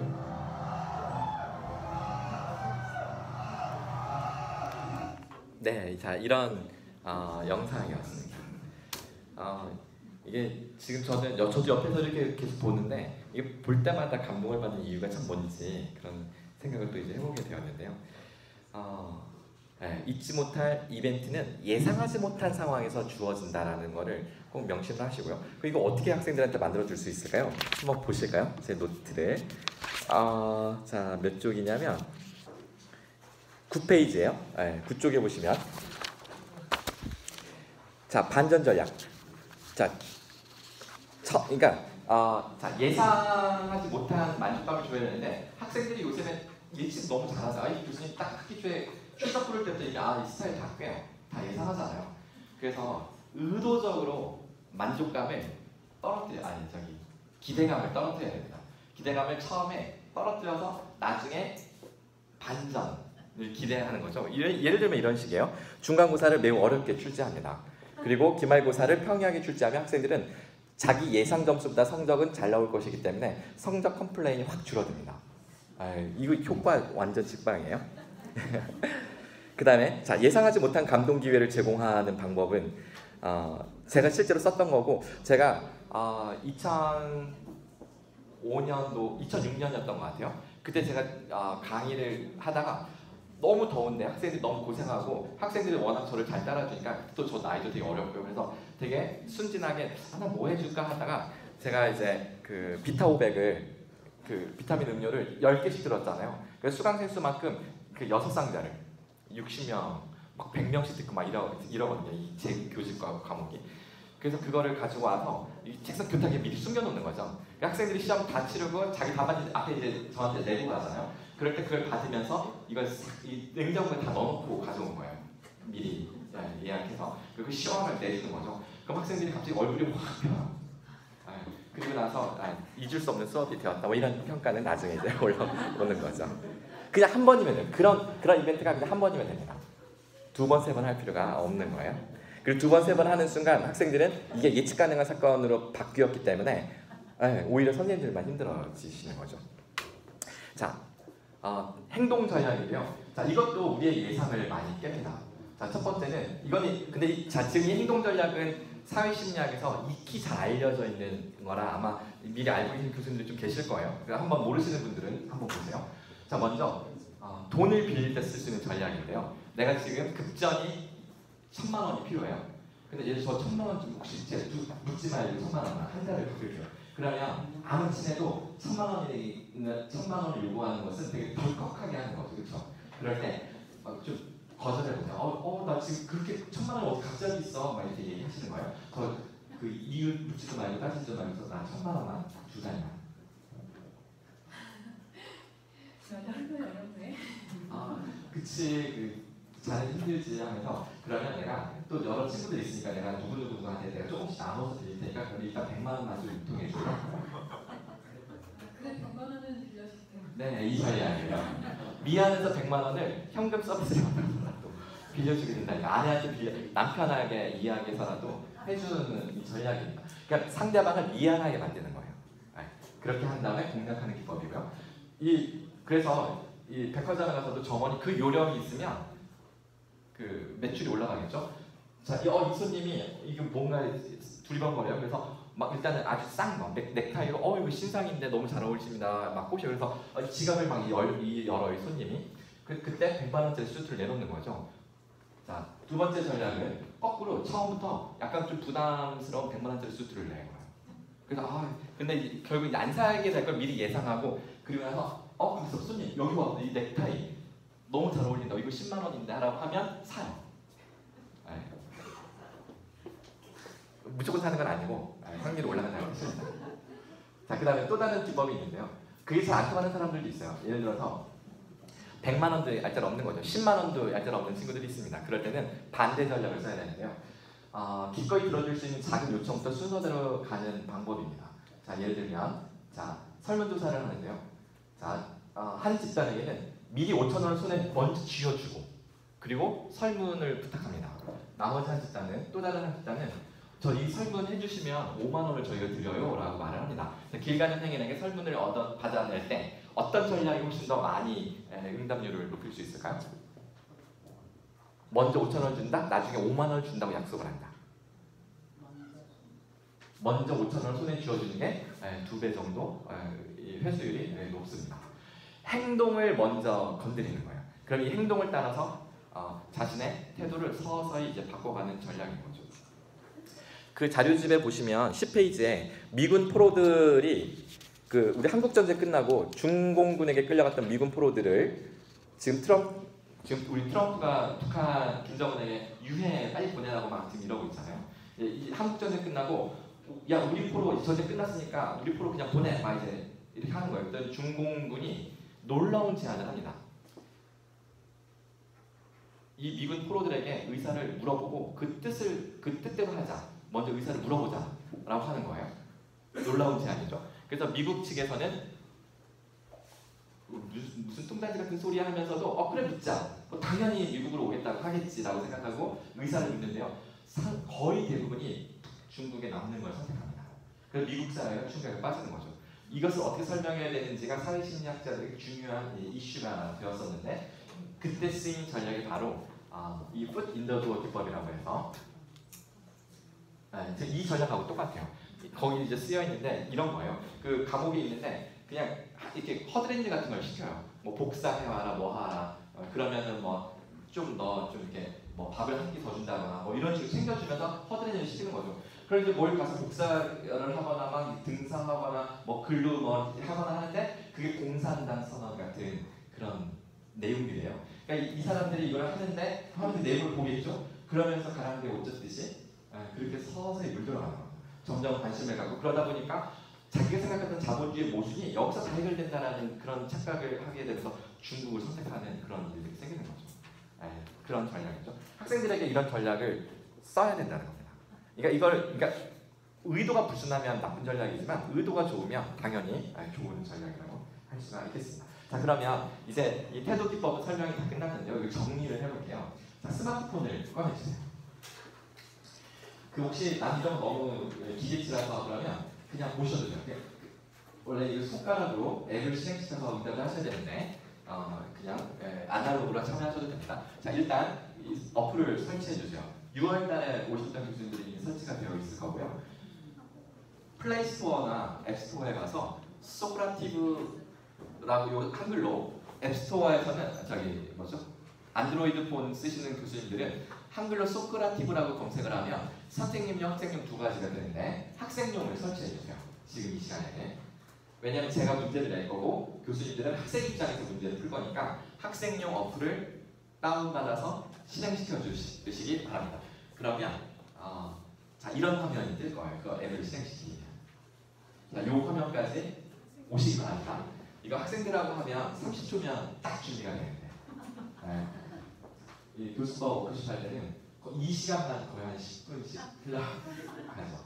자, 어려우신 분들은 손 들어주시면 옆에 교수님 도와주시는 걸로 학생용으로 들어가주세요. 그래서 지금 제가 이 화면 띄운 이 화면 여기 스튜던트 로그인이라고 되어 있는 이 화면까지 들어가 주시면 됩니다.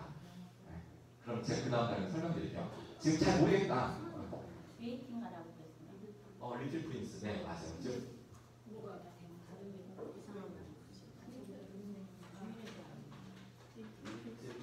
여기 지금 블랭크 하나 나오셨네요. 뒤에. 자, 그 룸네임에다가 리틀 프린스라고 쓰시면 된다. 제가 보여드릴게요. 리틀 프린스 룸네임에 여기 리틀 프린스를 띄어쓰기 없이 붙여서 이렇게 쓰시면 됩니다.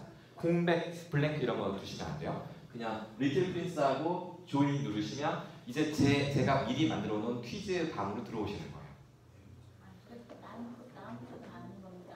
다운표 안 하셔요. 그냥 글자만 리틀 프린스, 리틀 프린스 딱 그 문자만 쓰시면 됩니다. 제가 미리 화면을 띄워놨는데 요렇게요. 여기 보시면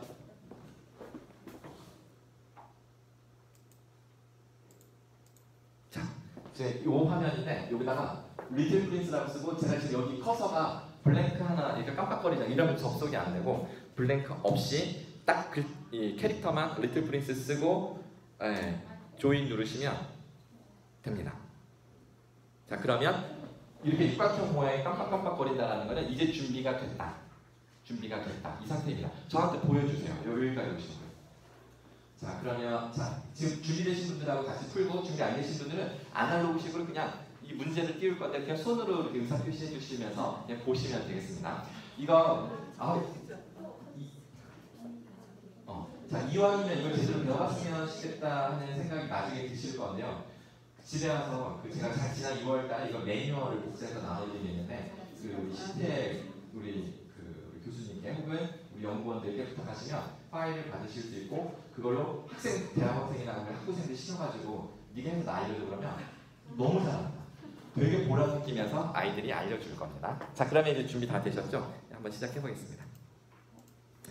자, 이거는 이제 교수용으로 로그인하게 되면 이런 화면이 뜨는데 뭐 퀴즈 뭐 이런 여러 가지가 있어요. 제가 미리 만든 퀴즈로 들어가서 여기 감동교수 전략 교수법 특강을 선택하고 제가 미리 문제를 만들어 놨습니다.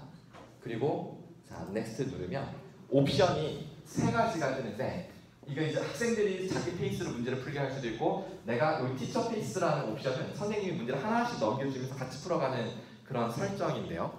제가 이 티처 페이스드 옵션을 선택하고 그러면 오른쪽에 또 require names라고 있죠. 이름을 요청할 건지 말 건지 제가 이름을 요청을 했으니까 이 상태에서 제가 스타트를 누르면 교수님들 스마트폰에 이름을 입력하라고 뜰 거예요. 자, 이름을 입력하고 들어가 주세요. 아직 안 떴죠? 제가 로그아웃이 됐네요. 잠깐만요.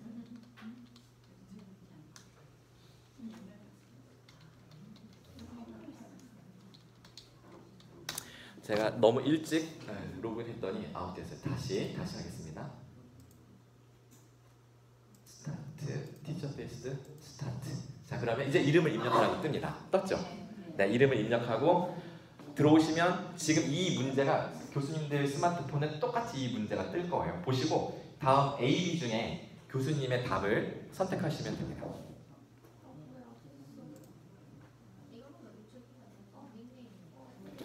이름은 닉네임 쓰셔도 돼요. 그냥 아무거나 쓰셔도 돼요. 실명 안 쓰셔도 됩니다. 물론 나중에 강의실에서 학생들과 할 때는 학번이나 실명을 쓰라고 하는 게 도움이 되겠죠.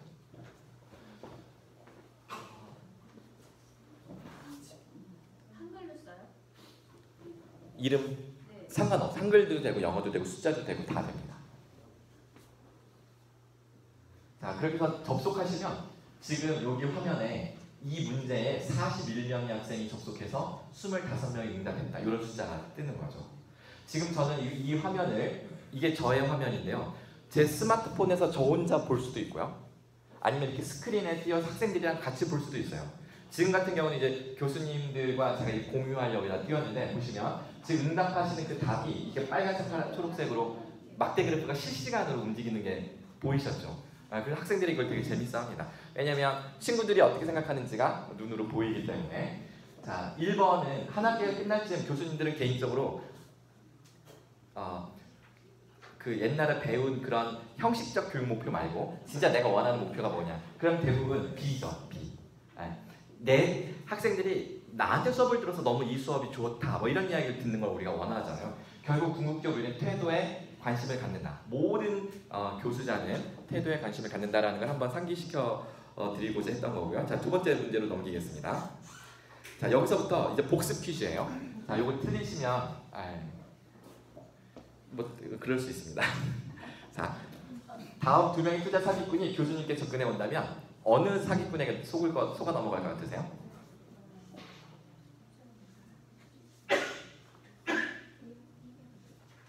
지금 접속 못하신 분들은 여기 화면 보시고 마음속으로 이렇게 생각하시면 됩니다.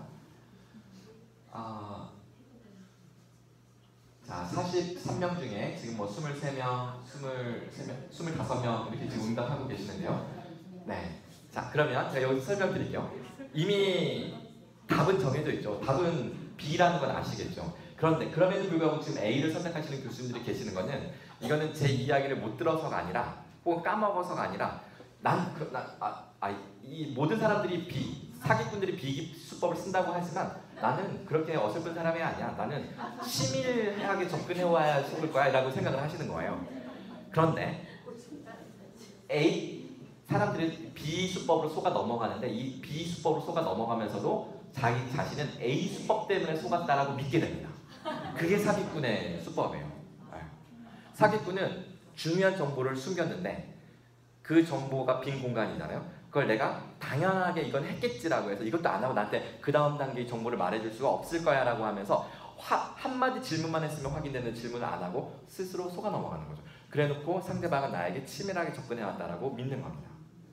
이게 교수님 집단에서 많이 생기는 현상. 네. 사기를 제일 많이 당하는 집단이죠.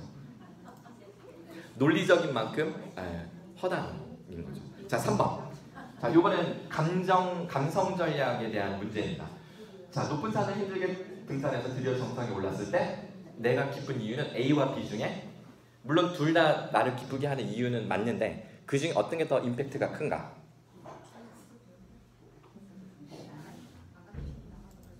네, 당연히 둘 다 좋은데요. 우리가 보통 예측 불가능했던 우연적 상황을 만끽하지 못하시는 분들이 생각보다 많아요.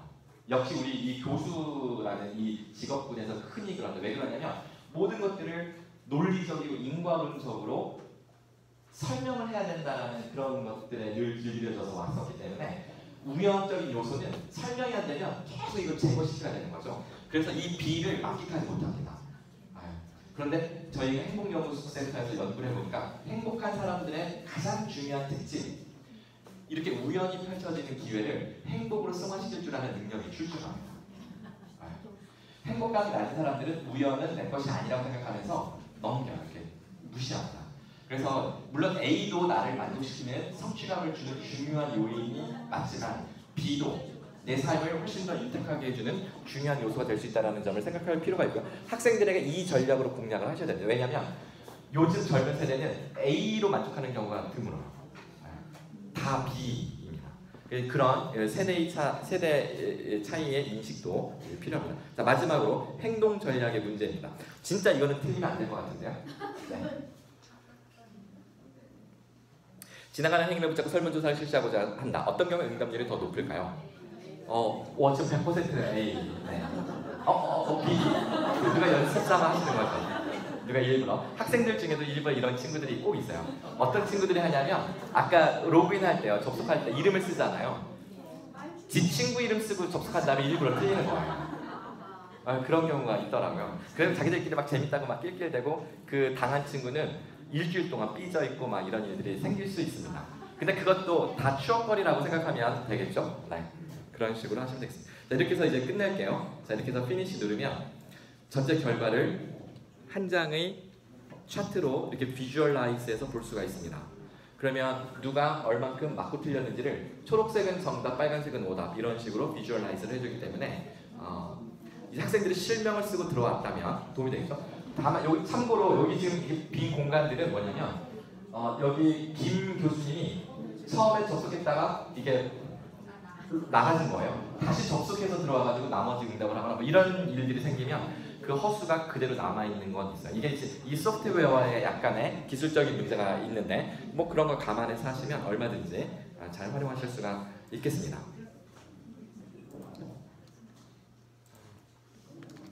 네, 자 그러면 이제 또 더 빠르게 정리해 볼게요. 자 이렇게 결과 파일은 문항별로 정답률, 학생들별로 정답률, 그리고 이것을 엑셀 파일로 저장해 둘 수가 있어서 이렇게 활용하시면 됩니다.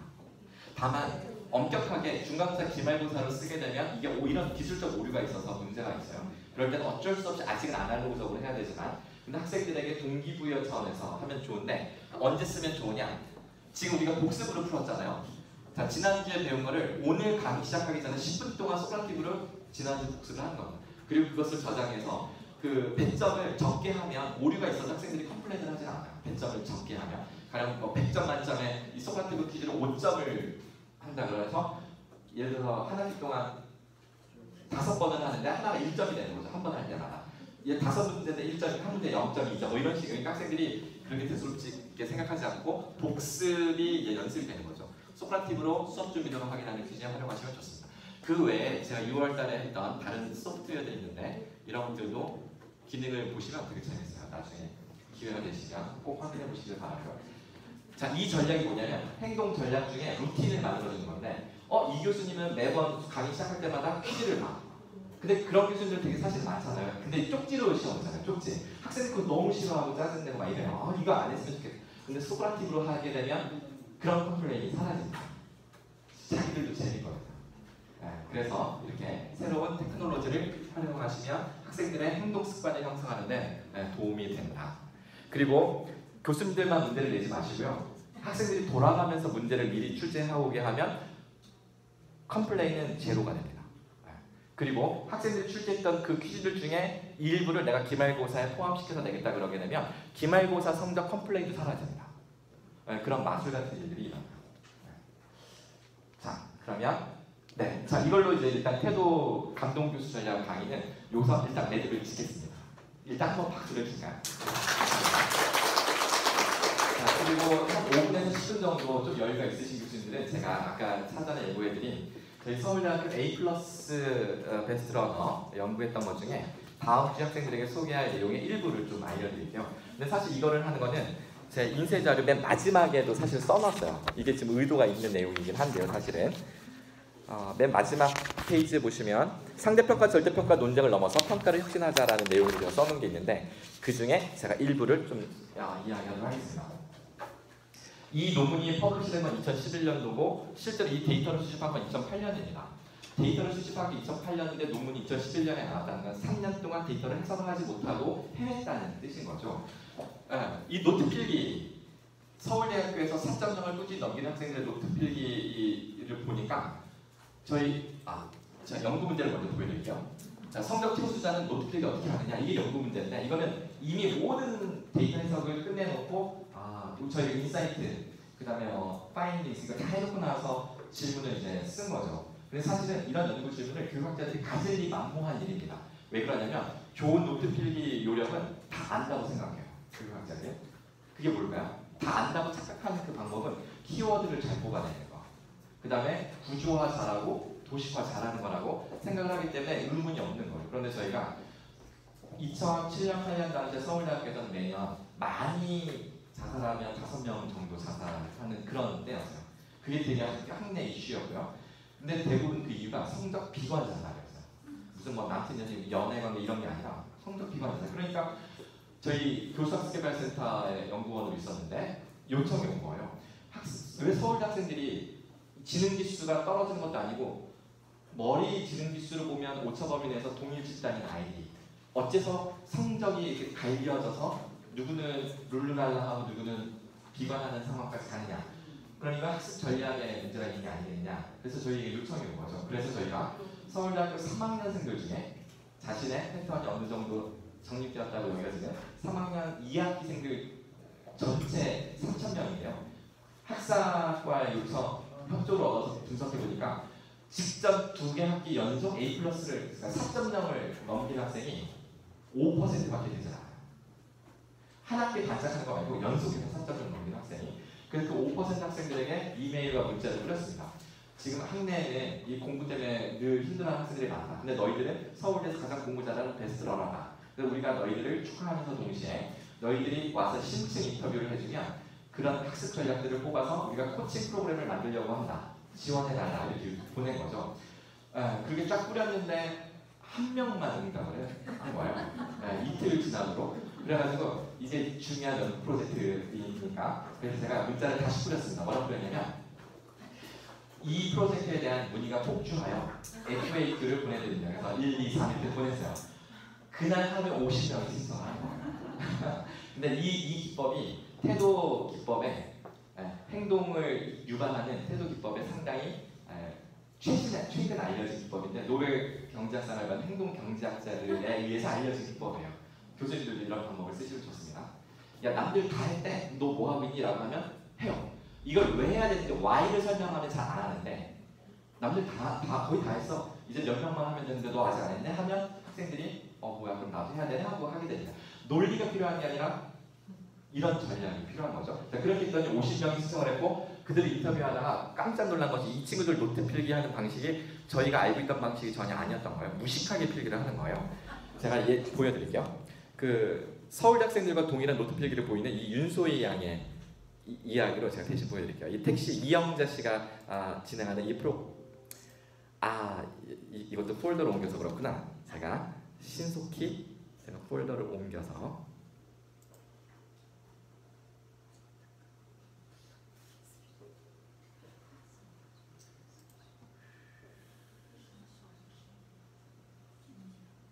학습법. 여기 있다. 학습법. 네. 자, 어디 있어? 윤소희. 자, 네. 자, 그러면 상위 초등생들이 전해주는 공부 비법 우리 한 가지씩 한번 들어볼게요. 자, 윤소희 씨. 네, 저 같은 경우에는 수업 시간에 진짜 열심히 들어요. 선생님이 하신 농담까지 필기할 정도로 정말 최선을 다해서 선생님이 말씀하시는 농담 하나 사실 다 필기할 정도로 다 필기를 열심히 하고 진짜 열심히 들어요. 정말 자, 제가 왜 이 영상으로 다시 보여드리냐면 서울대와 같은 방식의 카이스트 학생, 하버드대학 출신의 신하영 비교를 해보세요. 제 비교하시라고 이렇게 이걸로 보여드린 겁니다. 이게 약간 기억에 나게 동생 기억에 남아서 연습해서 공부를 하는 선생님이 이런 말씀하시 이건 인정할 수 없지 않나요? 이런 게 생기고 그러니까 저 같은 경우는 그랬어요. 수업 시간에 정말 최선을 열심히 수업 시간에 하신다는 세상에서 최대한 끌어야. 시간을 선생님이 내시는 거죠. 선생님의 농담까지도 내나요? 자, 우리 신하영 씨 할게요. 하버드 대학 출신은 어떻게 하는가?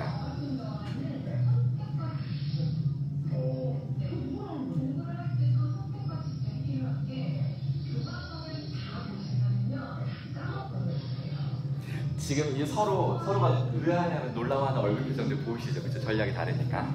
자, 일단 이거는 여기까지만 제가 보여드릴게요. 자, 그러면 자 여기서 왜 카이스트나 서울대는 저렇게 필기를 학생들이 하고 있고 하버드 출신들은 저렇게 공부를 하고 있을까? 이거는 학생들에게 어떤 습관이나 원인을 학생들에게 찾아야 될까요? 아니면 다른 데서 찾아야 될까요? 그죠? 그 대학이 무엇을 평가하느냐에서 이제 그 이유를 찾아야 될 겁니다. 서울대학교는 객관식 시험이 거의 없어요. 거기도 상대평가가 학사의 그 규정에 상대평가가 룰이지만 그거를 안 지켜도 되는 그런 그리고 거의 많이 안 지키세요. 그리고 다 주관식이고 서술형입니다. 근데 누가 A+를 받냐면 교수님이 한 학기 내내 설명했던 거를 학생들이 자기가 충분히 그것을 송아지처럼 되새김질 해가지고 자신의 말로 풀어서 쓰더라도 어쨌든 교수님이 설명한 내용들이 거기에 들어있으면 A+를 받는 거죠. 학생들이 그것을 이제 간파하는 순간부터 아, 교수님 농담까지 받아 적는 게 이게 훨씬 더 도움이 된다는 사실을 이제 알게 되는 그런 거죠. 자, 이것을 서울대학교 교육 이대로 좋은가, 그래서 EBS에서 이 문제를 가지고 이제 방송을 했습니다. 자, EBS는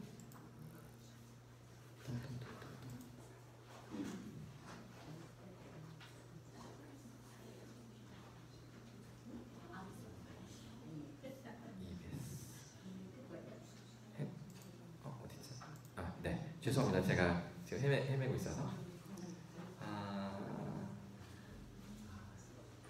그냥 저희 서울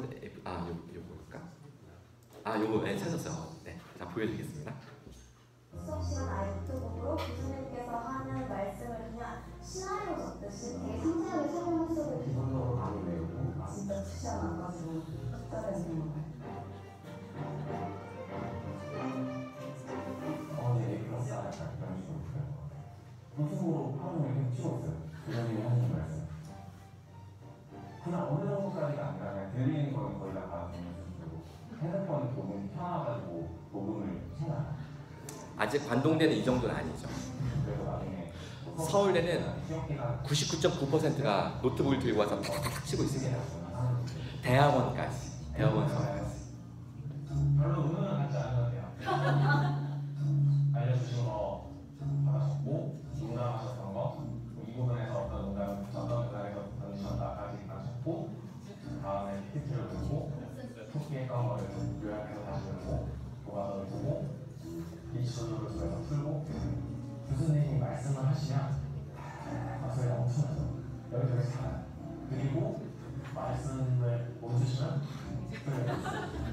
이게 고등학교 때 하는 건데, 고등학교 때 쪽지시험 때 나가는 짓인데 대학교 와서도 제가 크게 다른 방법으로 공부하고 있지 않구나 생각을 했어요.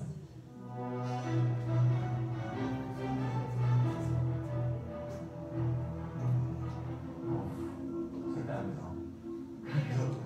교수님의 경우, 교수님의 진정, 교수님의 해석을 좀 더 쓸 것 같아요. 남들은 다 하지 않는데 굳이 시도를 할 용기가 나지 않을 것 같아요. 교수님이 원하시는 게 답이 이렇게 있는데 제가 여기다가 네, 자 이거를 여기까지만 보여드리고 제가 그 다음 이야기를 좀 해볼게요.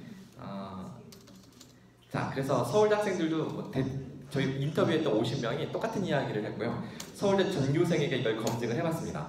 1,100명이 응답을 했고 학점별로 교수님의 설명하는 내용을 모두 받아 적느냐 그랬더니 4.0이 넘는 학생들만 긍정, 나머지는 요 3점을 기준으로 부정이죠. 학점 순으로 점점 부정입니다. 이것이 성적과 이렇게 비례하잖아요.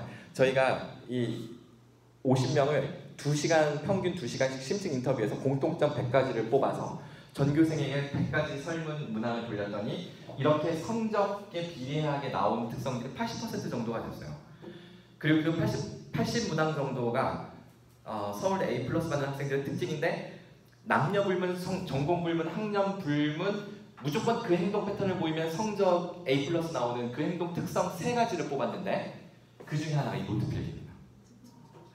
나머지 2개는 하나는 맨 앞자리 앉는다. 교수님처럼. 교수님처럼. 그 다음 나머지 하나는 과제를 일주일 전에 끝낸다. 그리고 3번 이상 고쳐서 낸다. 그거는 정말 저희 턱이 툭 떨어져가지고 턱을 못 닫게 만든 그런 관찰 데이터들이었는데요. 저희가 7명이 이 연구에 뛰어들었어요. 왜냐하면 인터뷰 워낙 질적 데이터가 많으니까. 근데 7명이 아무도 이걸 이해를 못하는데 나중에 알았어요. 저희 7명 연구자들이 학부 때 3.0 넘긴 사람이 한 명도 없었던 거예요. 그러면서 이런 걸 알아가게 됐죠. 근데 이렇게 하는 이유가 다 있어요. 당시에 이해하지 못한 걸 이해할 수 있었다가 못 보던 게 새롭게 보이게 된다. 이렇게 토시까지 농담까지 필기하는 것은 그 강의실에서 교수님이 설명을 할 때 맥락이라는 건 사실 우리의 이해를 도와주는 맥락 정보가 우리의 이해를 도와주는 건데 그 맥락 정보는 키워드에 있는 것이 아니라 교수님이 이 단어와 이 단어를 연결해주는 그 토시, 연결사 이런 게 그 맥락을 풍부하게 형성해 주는 건데 그 토시나 농담까지 적는 사람은 맥락을 적은 거고요. 그거를 버리고 키워드만 쓴 사람은 나중에 공식을 펴가도 몰라요. 네, 그런 일이 생기는 거죠.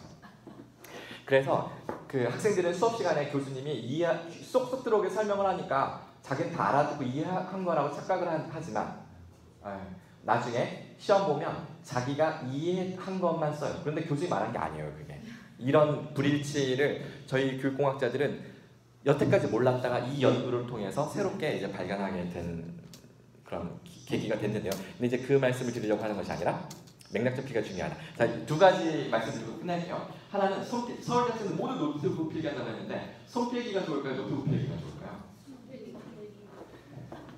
네, 맞습니다. 근데 우리나라에서는 아직 이 실험을 아무도 안 해서 제가 올해 한번 도전해 보려고 하는데 미국에서 경영학 학술지에 2010년도에 하나가 퍼블리시가 됐고 2014년도에는 Psychological Science라는 심리학 논문에서 퍼블리시가 됐는데 둘 다 손필기가 훨씬 더 탁월하다라는 그 결과를 보여주고 있어요. 노트북이 많이 딸립니다. 그 이유가 노트북은 사실은 멍 때리면서도 이걸 쓸 수가 있어요. 손필기는 이 인지 부하가 아주 과하게 걸리면서 이게 다 맥락을 남기게 되는 거죠. 그런데 왜 한국에서 이 연구를 해볼 필요가 있느냐? 미국에서 이 연구를 하다 보니까 손필기는 교수님의 말을 그대로 하다 적는 게 아니라 자기가 이해한 요점을 적는 방식으로 한다는 게 특징이었습니다. 그러니까 이게 서울대 학생들과 또 다른 거예요. 그래서 한국형 카이스트나 서울대 방식의 교수의 농담까지 받아 적는 손필기의 그 위력을 한번 증명해야 되지 않을까 이런 생각이 하나가 있고요. 그 다음에 마지막으로 자, 이 기사와 관련된 건데 자, 그 서울대 A+, 이 연구 결과가 때문에 서울대가 지금 발칵 그 민낯짓을 식이 되다 보니까 그랬는데 사실 대학 본부하고 저희 서범대 교육학과에서만 이 문제에 대해서 심각하게 반응들을 해주셨고요. 다른 단과대학에서는 오히려 그 데이터를 되게 반가워서 하셨어요. 교수님들이 그 공감이 간다 하면서 그 우리 서울대학교 모 단과대학의 교수들이 아예 저 연구 결과를 그 시중에 나온 책을 다 사서 읽어보시고 세미나를 열면서 저 연구진을 불러서 세미나 하시는 한 교수님이 고백을 하시는 거예요. 어떤 고백을 하시냐면 과를 말해봤네. 그 교수님이 10년 넘게 본인이 정통한 어떤 이론을 10년 동안 가르쳐 왔는데 수업 시간에 성적도 별로 안 좋고 별로 열심히 하는 것 같지도 않은 한 학생이 교수님 그 이론 틀린 것 같습니다 하면서 막 지적을 하더라는 거죠. 그래서 일단 수업 시간에는 설명을 했고 그 강의실에 와서 앉아있는데 너무 기분이 나쁘더라는 거예요. 왜냐하면 그 학생의 지적이 맞더라는 거죠. 그런 사건이 있고 나서 얼마 후에 우리나라의 뉴스의 어떤 컨설팅 포함해서 추천서 2장을 보내온 거예요. 2명을 추천해달라고. 그래서 그 교수님이 꽉꼭 한 명, 올 에이플 받은 학생 한 명 추천을 하고요. 한 명을 일부러 그 친구를 추천을 한 겁니다. 그리고 이제 한참 몇 개월 지나고 나서 그 담당자하고 연락을 하는데 우리 보낸 학생 어떻게 잘하고 있습니까? 잘 적응하고 있어요. 그랬더니 저 교수님 그게요. 저 참 말씀드리기 송구한데요. 아니 뭐가 문제인데요? 뭐 문제 있어요? 그랬더니 일을 주기 전까지 자기 얘기를 안 한다는 거예요. 회의 시간에 말을 안 하고 업무를 지시를 해야 하는 일을 한다는 거예요. 깜짝 놀라서 교수님이 그러면 이 B 학생은 어떠냐고 다시 또 물었어요. 그랬더니 그 친구가 알짜 얘기라면서 이 친구는 자기가 옳든 틀리든 회의 시간에 끊임없이 말을 하세요. 근데 어떻게든 이 진행이 된다는 거예요. 그 교수님이 그 얘기를 듣고 나는 그러면 10년 넘도록 누구에게 A+를 주어왔던 건가 라는 이야기를 했다는 거죠.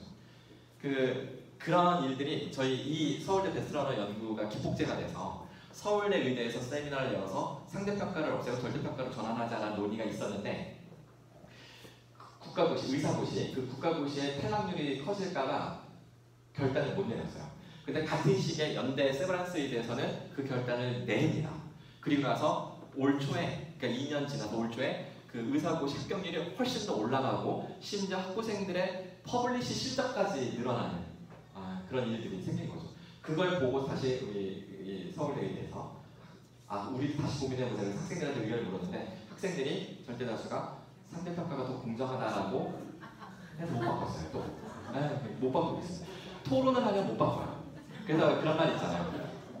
개혁이 혁명보다 어렵다라는 말 요새 많이 하잖아요. 그래서 그게 교육에서는 정말 딱 맞는 말인 것 같습니다. 그래서 그런 고민을 앞으로도 같이 할 필요가 있다는 생각과 곁들여서 다음 주 학생들에게 이런 것들을 조금 더 실용적으로 그리고 저희 행복 연구의 그 몇 가지 중요한 결과들과 함께 공유하고 하니까 혹시 홍보해 주시고 싶으시면 저희 홍보해 주세요. 감사합니다.